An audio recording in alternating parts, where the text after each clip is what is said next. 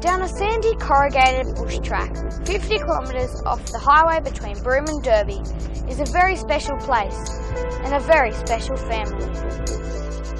It's called Udiella Springs and its custodian is Neville.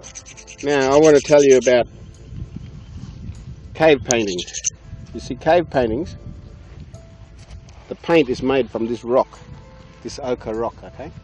But why does it stick up in the wall so long? The reason it sticks up is because you make this and you chew goanna fat, emu fat, any sort of animal fat, and you mix it with this ochre and then you paint it. And the rock sucks this oil into the rock, so that's how you get these different paints living there for so long.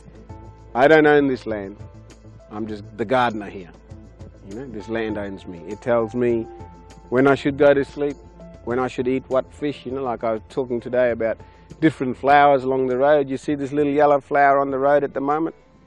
When you see a lot of that on the highway, that means, hey, knock off work, go to the salt water and catch salmon, because the salmon is in its best condition. So that's why I say, look, this country owns me. It dictates to me what I should be eating, what I should be doing today. You know, I don't say to the country, all right, I'm off to catch barramundi today, because if I go today, the barramundi might be skinny. Whether you call in for a day or even a week, Neville, his wife Jo, and their kids Angelina and Simon will treat you to a true Aussie outback experience. So I burn this wood here now, let the smoke drift through this spring. I just clear away all the snake and all the danger for us. You know, I lived here for the last 8 years. 40 years prior to that, I spent running away from this river, because I had this phobia that a big snake was going to drown me in this river. I just started my tour company, and then my old people said, oh, walk this way. You're the custodian of this area, the traditional owner of this area, we want you to come back and look after this area. And I thought, wow, I just started my business, you know, I don't really need this right now, so I'll come out and humour them for 6 months. And that was 8 years ago. You know, I still haven't come up to that 6th month yet.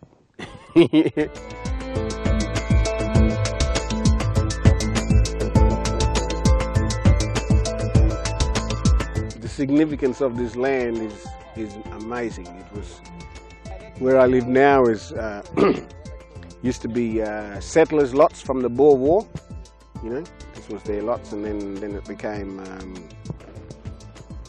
a place where they brought Aboriginal people in from the desert, people who never ever seen a white person before in their life, all of a sudden dragged into here. My uncles were chained up at those big gum trees there as little kids. So it has a lot of significance for me because I see that what was and what can be. You know, like my property, I want to set that up as a sustainable living centre. So I want to teach my people permaculture, horticulture, aquaculture, and just to use the resources that we have naturally, the wind, the sun and the water to power our generators, stuff like that. Take a walk with Neville and this place comes alive with stories. My old people, when they come on the river fishing, they dig up like that. They take a little bit of water just to make all the rubbish settle, and then that'll come crystal clear, and they drink water from there. Wow. You see, the reason we dig and drink from here is because this sand filters all the rubbish. Yeah. Neville is making sure his kids, even at 4 and 2, know how to survive out here. I have no fear of them walking off into the bush here. You know? Simon has a compass in his head. I've taught him to rely on the wind and the sun, you know, and the different insects and birds and sounds as to find out where you're coming from and where you're going to. Simon has 105 different types of bush medicine in his head. He's 4 years old, you know, and like I also said that his mother had a horrific car accident, and Simon walked off into the bush and got all the medicine required to fix her. The physio said that they were in fear that Jo was going to go backwards in her treatment. After Simon had finished with her, she was 3 to 6 months already advanced further than what the physio thought that she would be, you know. Man, I can't even put a band-aid on properly. How amazing is this little dude? This is one cool place, and you have to love Neville's way of life. Memo to Mum and Dad, don't sweat the small stuff.